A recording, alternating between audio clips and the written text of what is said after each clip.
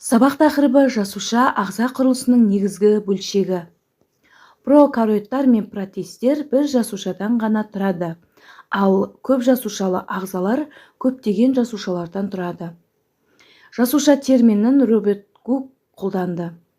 Роберт Кук ағаш қабығының ішкі қабатының қимасын микроскоппен қарап жеке ұяшықтардан тұратынын көріп, жасуша деп атады. Ғалымдар жасушадан тыс тіршілік болмайтынын анықтаған, яғни тірі ағзаларға тән қасиеттер өсу, көбею, қоректену, қоршаған ортамен зат және энергия алмасу үдерістері тек тірі жасуша ішінде ғана жүзеге асады. Барлық өсімдіктер, саңырауқұлақтар және жануарлардың жасушасында міндетті үш бөліктен тұрады. Олар қабықша, цитоплазма, ядро. Қабықша жасушаны қоршаған ортадан бөлетін, қорғайтын бөлігі.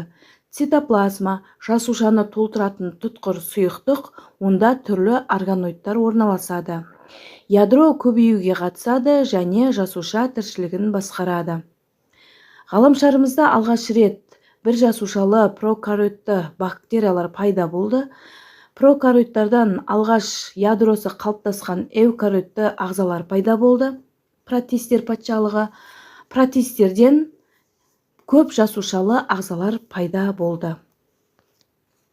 Ұлпа дегеніміз құрылысы, шығу тегі және атқаратын қызметі бойынша ұқсас жасушалар жиынтығы. Жануарлардың ұлпалары төрт түрлі. Мысалы, эпителий ұлпасы. Жасушалары бір-бірімен тығыз байланысқан және мүшелердің ішкі қабырғаларында теріде түзіледі. Жүйке ұлпасы нейрондардан тұрады, ми мен жұлынның қызметін қамтамасыз етеді. Бұлшықет ұлпасы қозғалуды қамтамасыз ететін дене бұлшықеттерін түзейді. Дәнекер ұлпасы тіректік, беріктік қасиет береді, оттегі мен қоректік заттарды тасымалдайды. Оларға қан, лимфа, шеміршек, буын, сүйек жатады. Өсімдіктер ұлпалары 6 түрлі. Түзуші ұлпа тамыр ұшы мен өркен ұшында орналасады, үнемі бөлініп, жаңа жасушалар түзейді. Негізгі ұлпалар, олардың бірнеше түрі бар.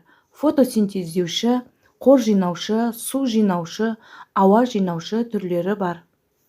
Өткізгіш ұлпа тамырда сіңірілген су мен минералды заттарды, жапырақта түзілген органикалық заттарды өсімдіктің басқа мүшелеріне тасымалдайды.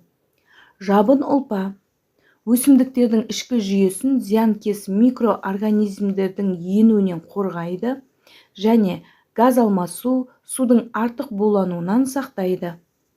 Бөліп шығарушы ұлпалар барлық тірі ағзалар тәрізді өсімдіктерде зат алмасу процесі жүріп жатады. Шайыр жолдары, шірнелік, сүт жолдары жатады және иіс тағы да басқа заттар бөледі. Тірек ұлпасы немесе механикалық ұлпа беріктік қасиет береді, қабықшасы қалың жасушалардан тұрады.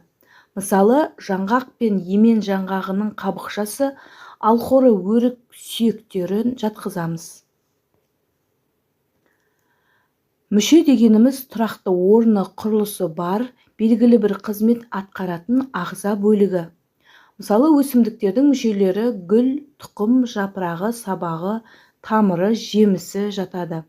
Ал жануарлардың, оның ішінде балықтардың мүшесіне тоқталатын болсақ, жұтқыншақ, ми, өңеш, жүрек, қарын, бүйрек, жұлын секілді мүшелерді атаймыз. Мүшелер атқаратын қызметтер бойынша бірігіп, мүшелер жүйесін құрайды. Мысалы, қаңқа жүйесі, шеміршек, сүйектерден тұрады, жүйке жүйесі, ми, жүйкелер, жүйке түйіндерден тұрады.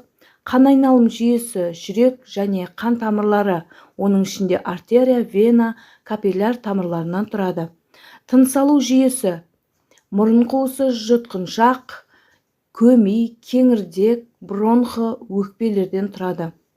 Асқорту жүйесі, ауыз қуысы, жұтқыншақ, өңеш, асқазан, ұлтабар, аш ішек, тоқ ішек, тік ішектерден тұрады.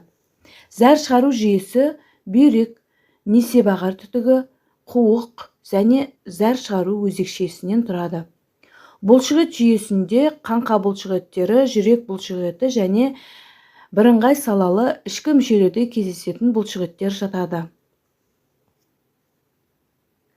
Ағза құрылымы бойынша жалпы сызбаға тоқталатын болсақ, жасушадан тұрады.